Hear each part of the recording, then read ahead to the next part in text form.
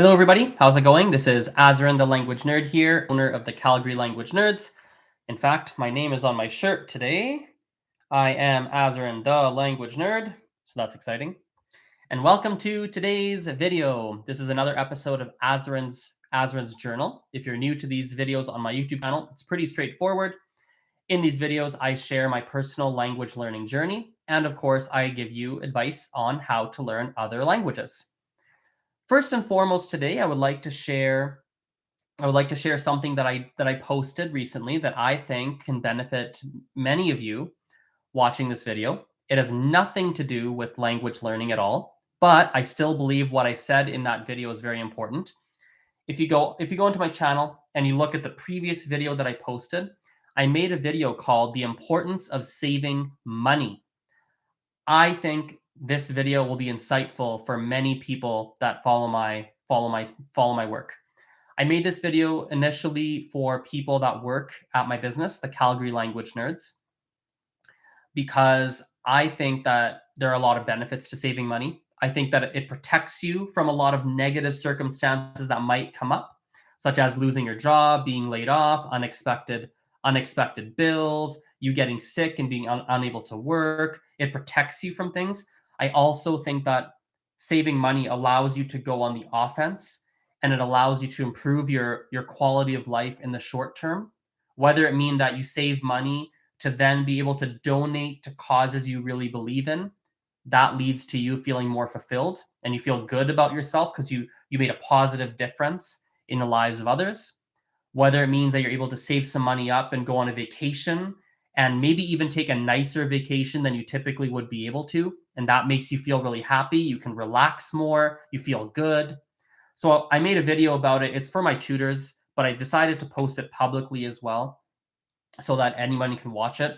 And so it has basically no views right now on my channel, which is perfectly fine by me. But if you're watching this video here, I would recommend you go watch it because I believe it to be very insightful. And I think it'll plant a positive seed in the minds of anyone who does watch it and might be the seed that starts you moving into a more positive direction with the financial side of your life. So that's that. Now, let's talk about some language learning stuff. First of all, just a personal update for my own language learning. I have not been doing a lot of language learning recently. I practiced Mandarin yesterday for the first time in 4 or 5 months, and boy, oh boy, I was rusty. It was a reminder to me that when you don't practice a language after a number of months, sometimes even a number of years, the rust sure does build up, and you might lose some of the confidence you once had, or you might lose some of the fluency that you once had. The good news with language learning is that it is quite similar to riding a bike. If you've not practiced in quite some time, the rust can be brushed off reasonably quickly, which is nice. And so recently I've been thinking a lot about, man, what can I do? What can I do for my languages that I've not been practicing? How can I get those back into my schedule? What has to be cut out? What do I have to prioritize less to make time for language learning again? Because I can feel my Gujarati and my Mandarin slipping, which is not that good. So that's a personal update on language learning. Now, the main topic for today, the meat and potatoes of today's episode, is the title of this episode, which is the downside, in my opinion, of learning a language all by yourself. Okay?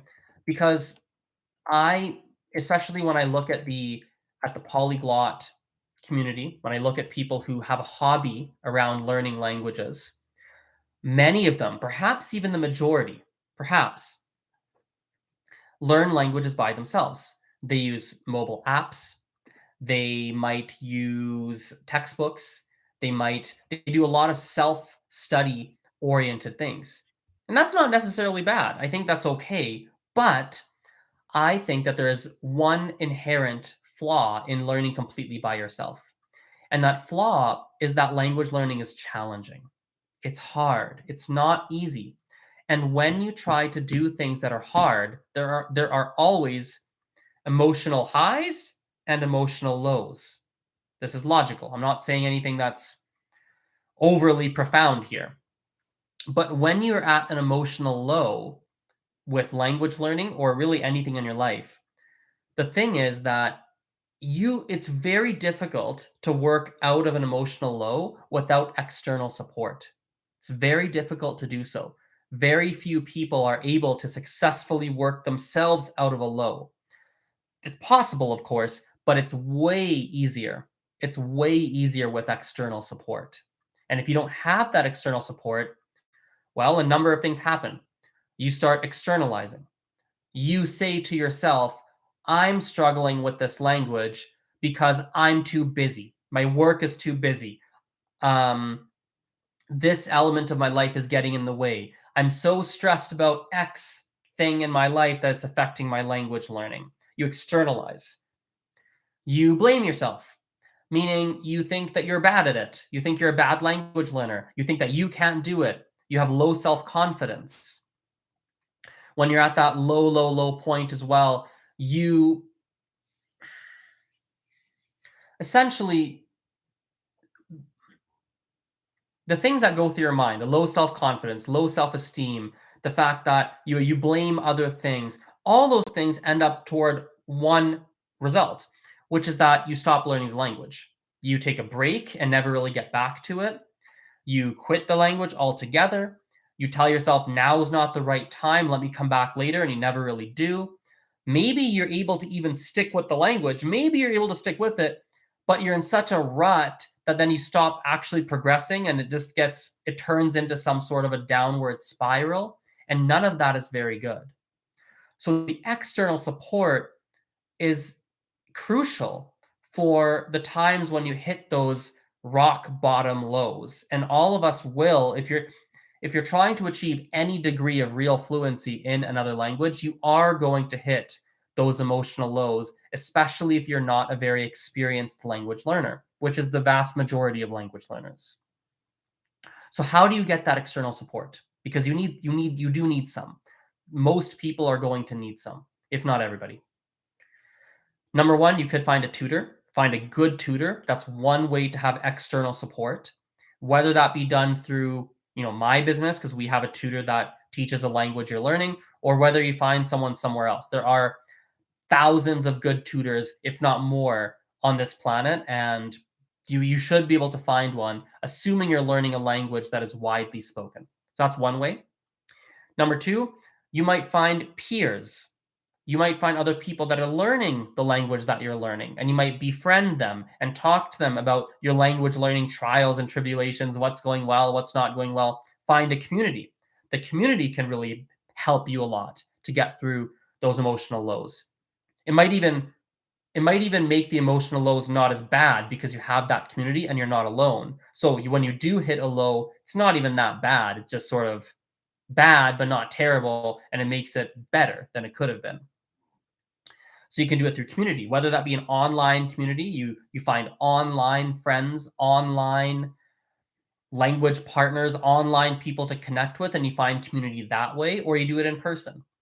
Those are, I think, two of the most common things, the easiest things you can do in order to get that external support system, right?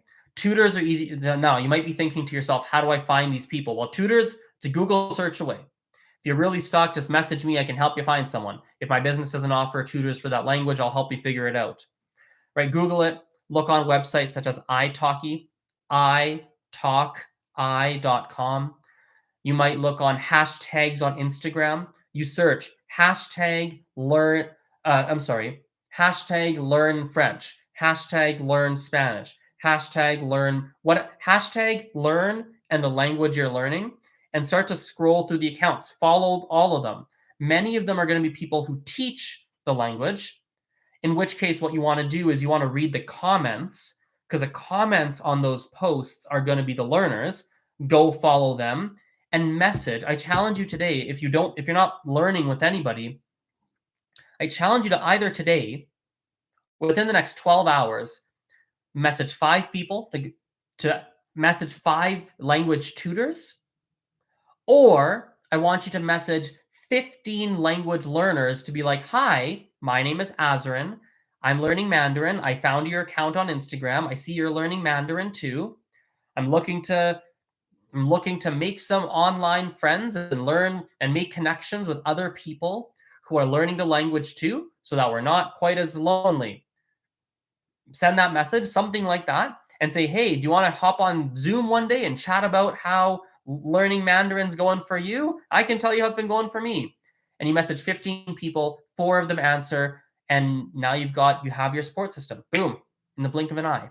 So I think that's very, very important. Anyway, let's wrap this video up here. Hope you guys liked it. I enjoyed recording it.